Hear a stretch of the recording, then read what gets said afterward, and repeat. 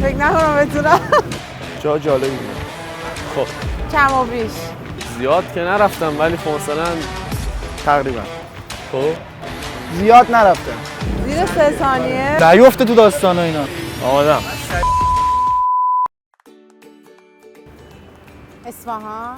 جان نمیدونم.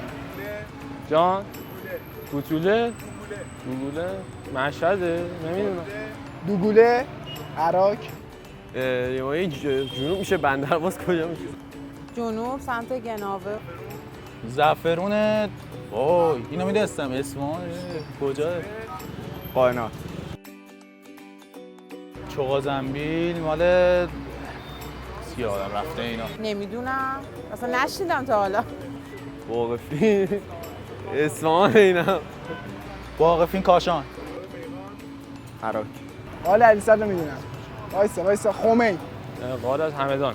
ماسوله چیز سمت شمال فکر کنم. مارای گیلان فکر کنم.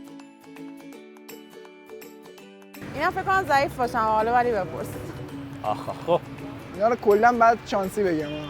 اطلاعات صفر. شیراز. فردوسی نمیدونم. فردوسی مشهد.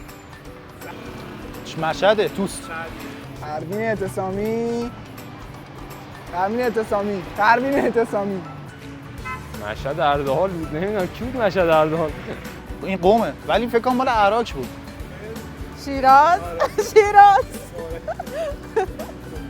حافظ شیراز. اینا کیان؟ ظرفیت ایران خب ظرفیت بالاییه برای دیدن جای گردشگری و توریستی و اینا، هم از نظر طبیعی هم از نظر تاریخی. نه به نظر من خیلی حتی از کشورهای اروپایی خارجی خیلی بیشتر.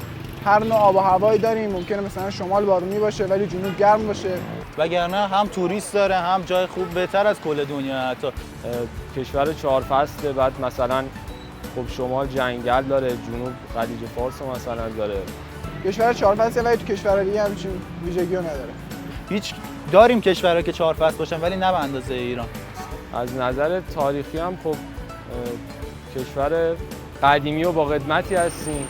و چه بسا همون جایی که مثلا توی قسمت‌های خارج کشور اروپا هست به نظر من خیلی ما اون جاهاشو چه بسا قشنگ‌ترش تو ایران داریم.